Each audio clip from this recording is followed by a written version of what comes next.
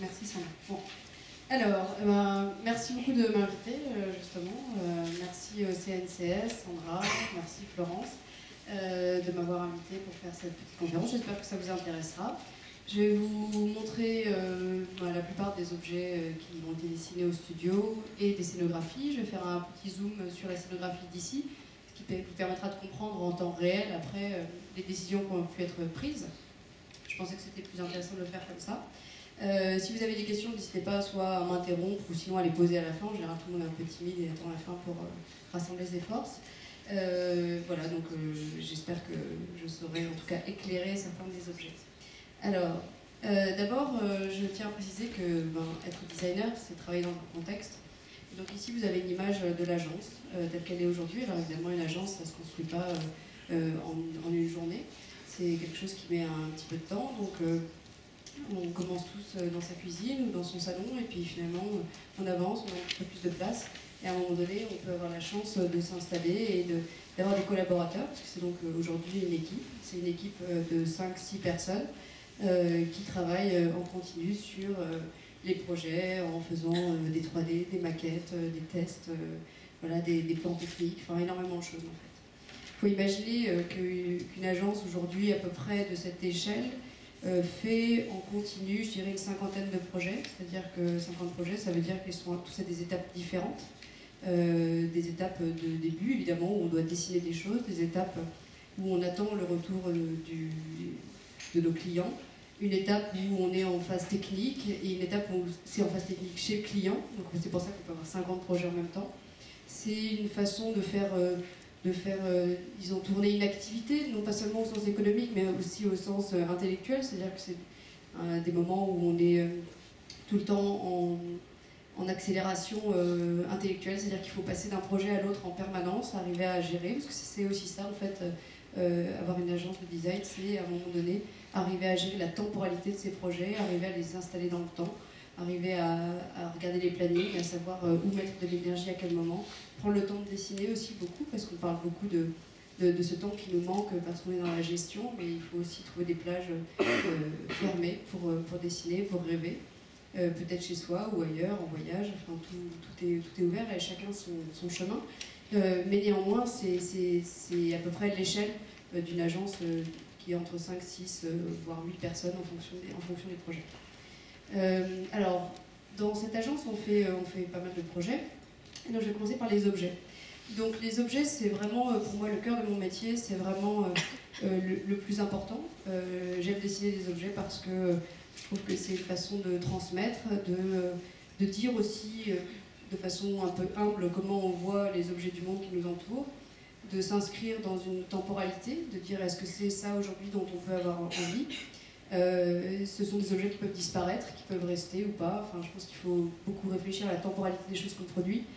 Mais en l'occurrence, voilà, ça, je commence par cet objet parce que c'est plutôt le plus connu. Alors, pour la petite histoire, je l'ai dessiné quand j'étais à l'école. Donc, de l'importance de bien travailler quand on est à l'école. Parce que parfois, ça peut bien se passer. Et donc, c'est un objet qui aujourd'hui marche plutôt bien, qui a vraiment un succès, qui permet aussi à l'agence de travailler correctement, parce que c'est vrai que ça permet de faire avancer d'autres projets. Je ne sais pas si vous connaissez le modèle économique du design, mais en général, on touche des sous quand l'objet est sorti, on touche des royalties en fait, sur ces productions, ce qui quand même crée une forme de précarité en fait, chez les designers et qui rend difficile le travail et l'équilibre économique. Et donc cet objet dessiné à l'école, c'est un objet qui a été fait dans le cadre d'un projet sur la cabane. Donc je cherchais un toit pour une cabane que j'avais faite en étagère Ikea, et donc je me suis dit je vais faire un toit un peu imperceptible, comment créer un espace d'intimité juste avec quelques rubans, et j'ai tressé un abat-jour et un grand cercle, comme un grand cercle de photos.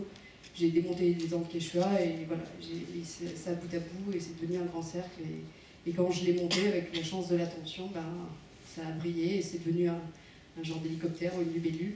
Enfin, en tous les cas, il y a une part à la fois de travail, parce que j'avais beaucoup testé de choses avant, et une part aussi de hasard, parce que c'est la vie aussi des projets. Chacun peut le faire comme il l'entend, et certains dessinent beaucoup, d'autres font beaucoup de maquettes. En l'occurrence, ça c'est né beaucoup des maquettes du début. Un autre objet que j'aime bien, pardon. Je dis souvent aux étudiants quand je donne des cours que s'ils n'aiment pas leurs propres objets, c'est qu'il y a quand même un truc qui peut manquer. Donc j'ai le tort, je suis désolée, de bien aimer les objets que je dessine. Ça, c'est un objet dont j'ai trouvé l'inspiration quand j'ai fait une visite à Dublin de l'atelier en fait, reconstitué de Francis Bacon.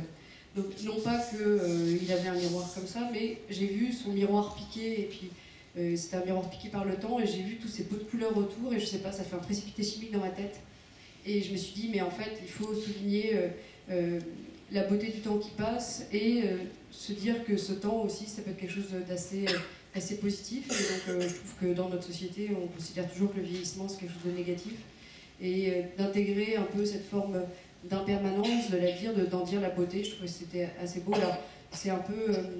il y a un contresens là-dedans, parce que c'est aussi figer une image, donc c'est une aquarelle qui est figée. J'aurais aimé qu'elle bouge toujours, malheureusement, ce sont les problèmes de l'industrie, aussi de l'industrialisation des objets. Malheureusement, je ne peux que suggérer à travers une image ce vieillissement, et le miroir vieillira certainement par lui-même. Mais en l'occurrence, c'était vraiment l'idée que je voulais transmettre à travers cet objet. C'est un objet qui est un petit peu énigmatique, mais qui dit quand même pas mal de choses. On s'en rend compte parfois quand on regarde les objets qu'on a dessinés, qu'on les voit ensemble. On se rend compte des obsessions qu'on pourrait avoir. Et moi, je sais que j'ai une certaine obsession pour la forme ronde, pour la perfection du cercle. Et donc, cet objet, en ça aussi, est comme une fenêtre, en fait, sur un monde de couleurs que j'aime bien explorer. Alors, toujours un petit peu dans les formes rondes, hein, vous ne verrez pas beaucoup de carrés. Donc le fauteuil de Bilo, donc là c'était vraiment aussi un objet un petit peu rêvé. C'est comment s'accommoder d'un confort dans un petit canapé ou dans un fauteuil. Alors maintenant je fais de la pub, hein, il existe aussi en petit. Donc j'ai pas d'image là tout de suite, mais donc c'est vraiment l'idée d'un nuage en fait fait canapé. Alors ça a l'air un petit peu direct comme ça, mais c'est vrai que c'est comme on peut y voir, et j'aime bien aussi parler de l'absence de figuration réelle, mais on peut y voir une anémone, un nuage, en fait ce qu'on veut, mais quelque chose en tout cas qui est enveloppant et dans lequel on peut avoir envie de se mettre.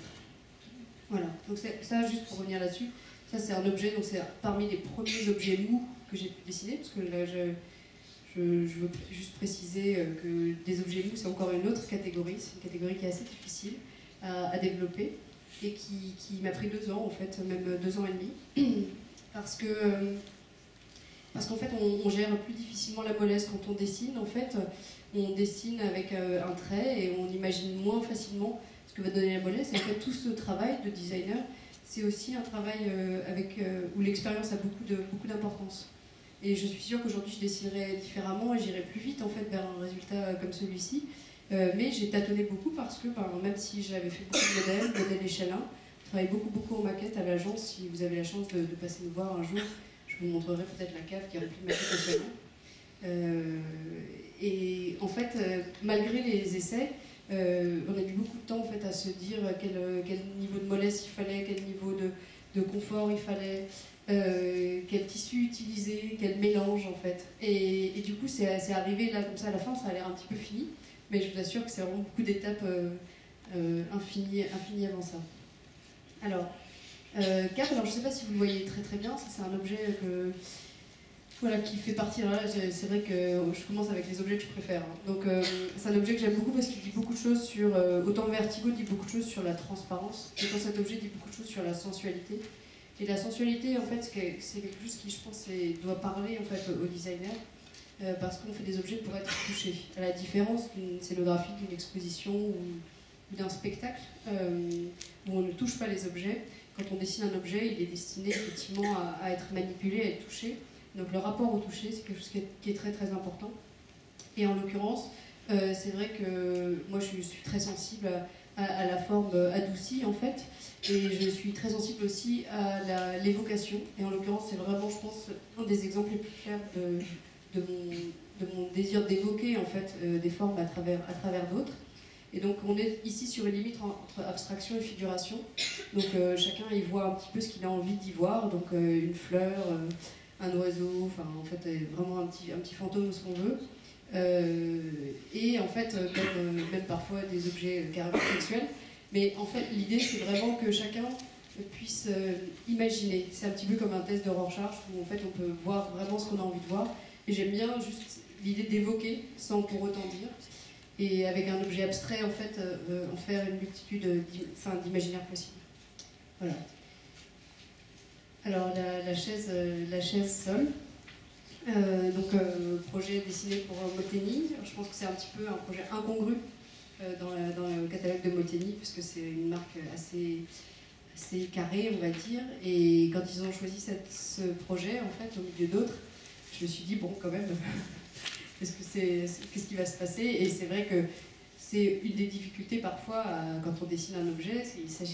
Bien sûr, dessiner un objet, c'est quelque chose, mais pour qu'un objet fonctionne, en fait, il faut trouver la bonne adéquation entre l'endroit qui l'édite, le bon matériau, évidemment le bon usage qui me semble être la priorité, la forme, le prix. Et en l'occurrence, c'est vrai que je pense que ce fauteuil a pu rencontrer quelques difficultés en commercialisation. Bon, en fait, il se vend quand même, hein, mais je perçois en fait que c'était peut-être une inadéquation entre la marque et l'objet lui-même, qui est un petit peu libre et un peu fou. Il est asymétrique, ce qui n'est pas le cas de la plupart des objets de notre quotidien. Et voilà, et du coup, il correspond moins à une marque qui est plus établie, plus bourgeoise en fait. Et en même temps, ils l'ont pris avec plaisir et ils le portent et quand même, il trouve son public, mais de l'importance de la personne, de l'interlocuteur avec lequel on va travailler. Alors Loop, peut-être que vous l'avez vu aussi, donc évidemment on peut y voir un lien avec Vertigo, mais c'est une forme en verre qui à nouveau dans un désir de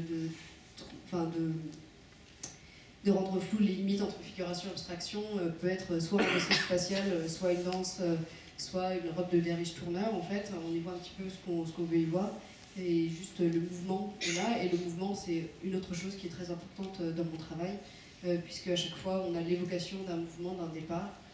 Pour Cap, on a l'impression que l'objet va partir en disant salut, je me casse, et là en l'occurrence on a l'impression que ça va tourner sans cesse.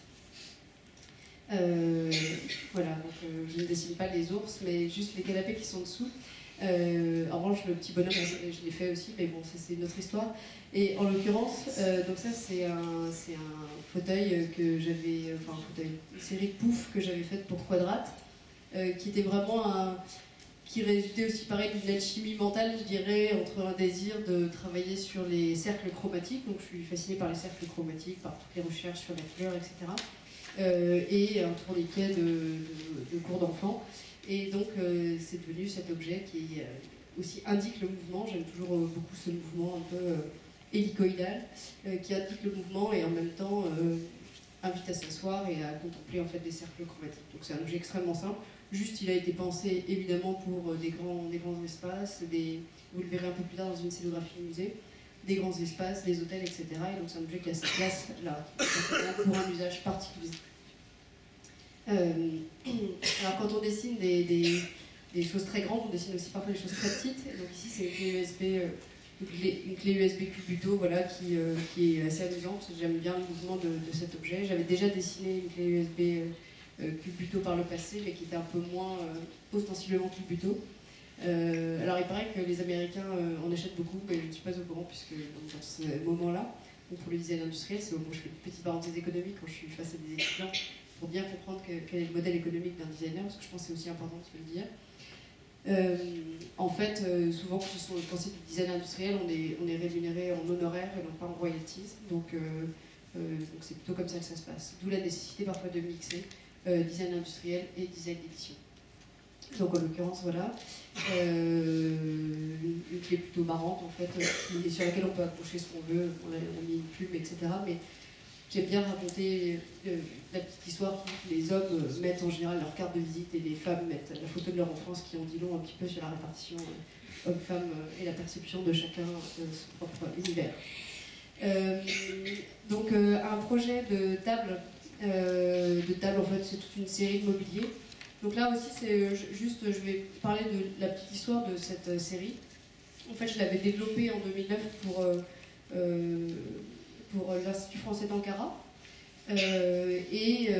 Beaucoup plus tard, alors que je faisais un projet pour Accor, où je faisais un hôtel, en fait, une marque qui s'appelle Matière Grise, qui est spécialisée en métal, m'a demandé si elle pouvait l'éditer, et donc ce projet est rené en fait en 2014 peut-être, ou en 2013, je vais peut-être dire de bêtises.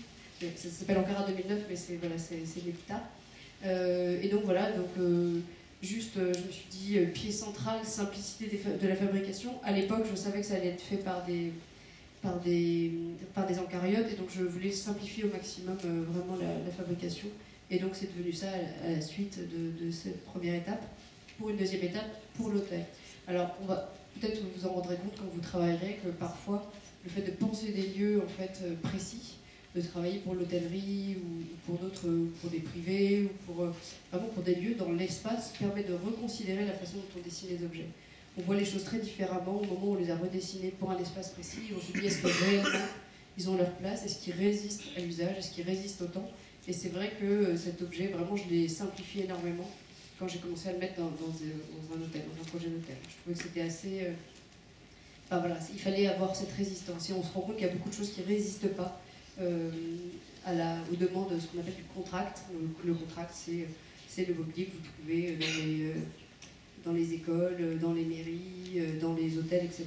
Et ça, c'est vraiment aussi une donnée assez importante, qui ne doit pas simplifier toujours notre pensée, mais qui va nous amener à une certaine rationalisation parfois. Alors ça fait partie des moments où je me dis que j'aimerais vraiment pouvoir dessiner des objets que tout le monde puisse s'acheter. Je me dis, allez, on va faire un bureau pour la Redoute. Et c'était une grande expérience parce que la Redoute, ils sont extrêmement forts en développement. Et donc c'est un bureau qu'en toute simplicité, vous pouvez vous acheter pour 270 €. Alors ça, c'est une vraie question. Est-ce qu'on doit dessiner des objets qui sont accessibles? Est-ce que tout le monde a conscience de où ils sont fabriqués pour être accessibles? Est-ce qu'on a envie de dessiner un monde comme ça? La réponse est malheureusement un petit peu complexe à donner. Moi, c'est vrai qu'en l'occurrence, j'ai envie que le monde visuellement puisse changer. J'en ai assez des objets qui sont mal dessinés, qui sont fabriqués, peut-être parfois mal fabriqués en Chine. J'en ai assez de l'attention qui n'est pas portée à ces objets parce que c'est très long et très cher de dessiner un objet et que de fait, quand on est payé très peu, c'est difficile de s'investir autant.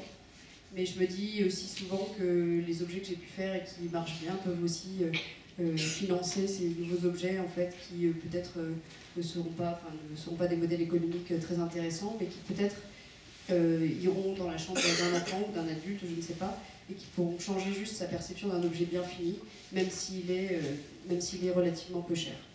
Donc c'est toujours la même question, c'est-à-dire que quand on commence à dessiner des objets, on sait où ils sont fabriqués. Donc c'est pas toujours en Europe, c'est parfois en Europe, mais parfois loin en Europe. Et c'est vrai que trouver son chemin à travers ça, savoir garantir en fait la façon dont ils sont fabriqués, c'est pas toujours évident, mais il faut se construire sa propre éthique en fait par rapport à d'abord à l'environnement, puis aussi à la façon dont les choses sont fabriquées. En l'occurrence, c'est vrai que j'ai pu constater que les lieux de fabrication étaient corrects, mais je sais que cet objet, on pourrait se dire que oui, il est fabriqué en Chine, il n'y a pas de question là-dessus. À 270 €, ça ne peut pas être fabriqué ailleurs, comme quand vous allez chez H&M et que vous achetez un t-shirt 5 €, ça n'existe pas en fait. Chaque objet qui sort sur le marché aujourd'hui a coûté 5 fois moins cher à la fabrication. Donc quand vous achetez chez Ikea une poubelle 5 €, elle a coûté 1 € à la fabrication avec le transport.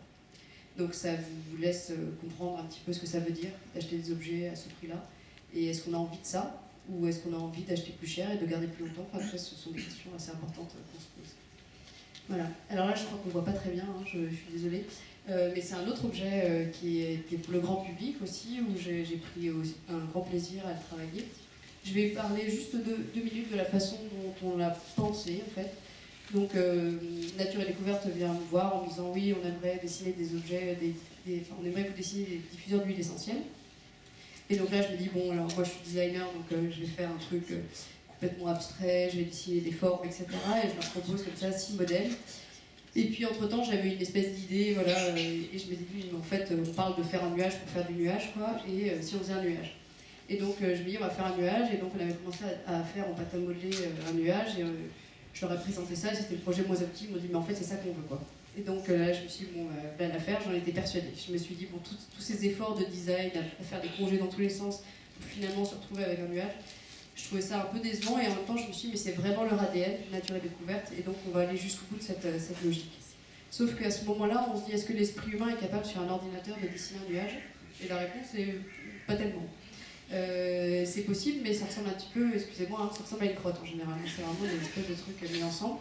Et donc on a fait beaucoup de crottes en 3D.